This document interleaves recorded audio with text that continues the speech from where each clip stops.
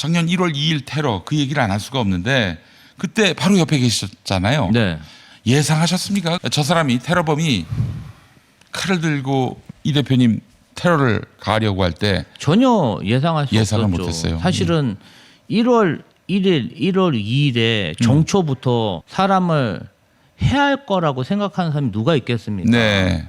예상하지 못했고 뭐 하긴 그때가 어떤 경우나 의전에 취약한 시간은 맞습니다. 다들 네. 이제 쉬고 싶어 하잖아요. 네. 그래서 저도 원래 내근 근무를 주로 하는데 네. 정말 오랜만에 수행을 하게 됐고 네. 지금 생각해도 몰골이 송연합니다. 뭐 지금 그때 수사 자체도 굉장히 미흡했고 네. 그다음에 사건 자체를 축소 은폐하고 가짜 뉴스를 퍼뜨리는 네. 그런 사태까지 있지 않았습니까? 네, 네, 네. 국무조정실 주도로 가짜 뉴스까지 퍼졌기 때문에 이 부분과 관련해서는 실체적인 진실을 밝히기 위한 수사가 다시 필요하다 이렇게 생각합니다. 이 정권 끝나고 이제 그렇죠. 새 정부가 들어섰을 때 처음부터 다시 수사해야 돼요. 당시 상황을 한번 보게 되면은 그 0.1mm만 칼이 더 들어갔어도 이 대표의 생명은 장담 못한다 이런 얘기를 제가 들었거든요.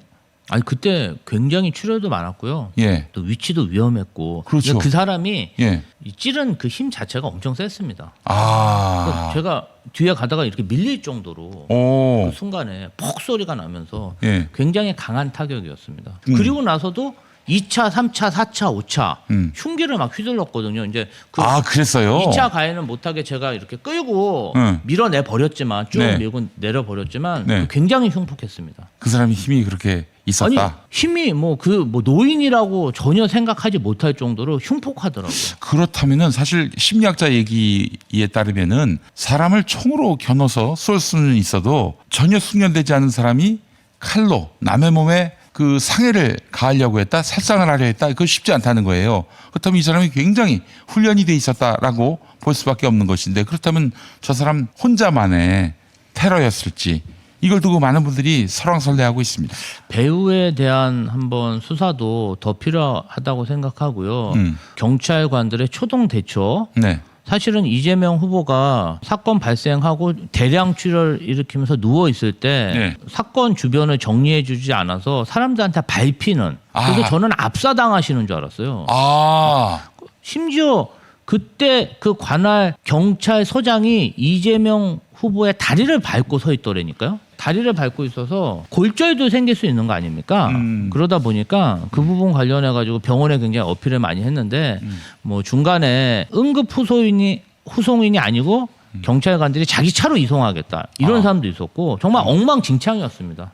아니 그런 일들이 자주 있었을 텐데 경찰한테는 근데 어떻게 이런 대처를 할 수가 있죠? 경찰관들이 사건이 터지니까 조치를 해달라고 해도 아무런 답변도 않고 그냥 우두커니 서 있더라고요. 경찰관들이 되게 이 많았습니다. 자식들이 이거 공범아니에요? 무전기를 꽂고 있었는데 누군가의 지휘를 받았을 거라고 생각하는데요. 전혀 움직이지 않고 한참 지난 후에 지시를 받았으니까 그렇겠지. 한참 지난 후에 저희 당직자들하고 수행원들이 좀 정리를 하고 나서 그때부터 움직이더라고요.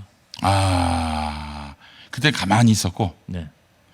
그리고 또 물 청소를 했단 말이죠. 혈흔을 지우려고. 네. 그야말로 이 현장을 보존해야 될 그 경찰의 책무를 저버린 거 아닙니까? 그러니까 아니 그 영상에 보시면은 예. 떠나자마자 한 10분 15분 있다가 네. 그냥 물청소 해버린 겁니다. 그리고 그 혈흔이 보이지 않게 다 우산으로 가려놨죠.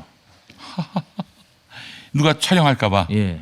촬영을 했는데 물 청소하면은 나중에 증거 은닉했다는 얘기를 들을 수 있으니까. 아니 사건 발생 15분 만에 현장 혈흔 물청소하는 경찰관들 보셨습니까? 없어요. 그건 기본이죠. 아니 경찰이 아니더라도 그런 사건의 그 현장 그 당시 상황을 담은 그 증거들은 우리가 건드리지 못해요. 일반 사람들도 누구의 지시나 지침이 없더라도. 물청소하는 것도 제가 복귀해서 제가 발견한 거거든요. 아니 그리고 또 그것만 발견하신 게 아니라 와이셔츠 피 묻은 와이셔츠도 예. 그것도 이제 쓰레기장 가서 찾으셨다고. 제가 찾은 건 아니고 거기 있다는 것을 네. 이제 확인해갖고 경찰한테 알려줬죠. 예. 그래서 찾아가라고. 그래서 찾아냈어요. 예. 야, 우리가 아직은 상상이지만은 저 사람 지금 재판 진행 중이잖아요. 네. 무기징역 나왔나 그렇죠? 15년형인가 받은 걸로 알고 그래요? 있습니다. 예. 저 사람을 죽이려고 했는데 모든 걸 다 자백했잖아요. 네. 그런데 야, 그러니까 뭐 중간 중간에 그러니까 배우는 발견하지 못했습니까? 뭐 수사가 저희가 수사권이 없다 보니까 예. 경찰 발표만 기다렸는데 뭐 배우는 없다 이런 식으로 발표되더라고요. 이게 전면적인 특검을 해야 되는 사안이라고 저는 생각합니다. 저는 뭐 수사 이 과정 이재명 후보를 위한 것이 아니라 두 번 다시 이런 백색 테러가 이 땅에서 존재할 수 없도록 분명히 교훈을 삼기 위해서라도 이 사건에 대해서는 처음부터 다시 조사를 해야 된다고 봅니다. 제가 볼 때는 경호 과정하고 수사 과정 수사해야 된다고 생각합니다. 그러니까 그때 또 이상하게 총선 분위기다 보니까 네. 당에서도 적극적인 대처가 잘 안 되더라고요. 아, 당신은 이제 그 지금의 22대 국회의원들이 아닌 21대 국회 당시에 민주당 의원들 다수가 우리 당대표 잡아가라 했던 그 21대 국회 적극적인 민주당 대처가 잘 안 됐고 당대표인데. 오늘 출연하시는 박선원 의원이나 전현희 최고위원이 애는 많이 쓰셨지만 결론적으로는 그때는 또 다 원외에 계시고 그렇지. 이렇다 보니까 네. 수사나 조사가 좀 미흡했던 건 사실입니다. 이대로 넘길 일 아니에요. 저 1월 2일에 저 사건 보고 이 나라가 대한민국 맞나? 그래서 이제 이번에 전현희 최고위원하고 박선원 의원님이 테러대책위원회를 또 구성하셔서 계속 목소리는 내고 계세요. 예, 근데 예. 정권이 바뀌면 이 부분 관련해도 특검을 한번 검토해야 되지 않을까 생각합니다. 네, 알겠습니다. 당시에 여권의 대응도 많이 수상했어요.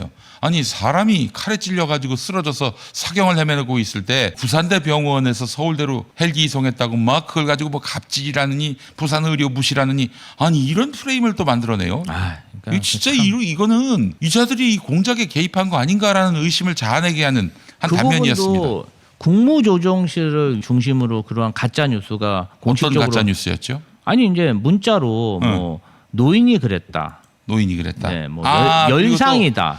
뭐 몇 센치 안 된다. 뭐 혈흔이 없다. 혈흔이 적다.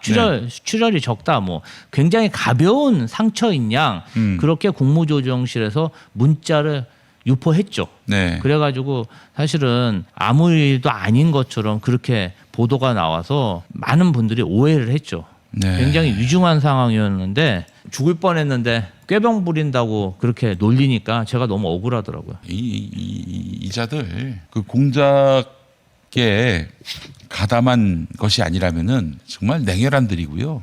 인간 이하의 것들이고요. 만약에 가담했다면은 이 악귀가 맞아요. 그렇게 해서 가짜 뉴스 만들어내고 꾀병 프레임까지 만들어내고 사람이 칼에 찔려가지고 죽을 뻔했는데 말이죠.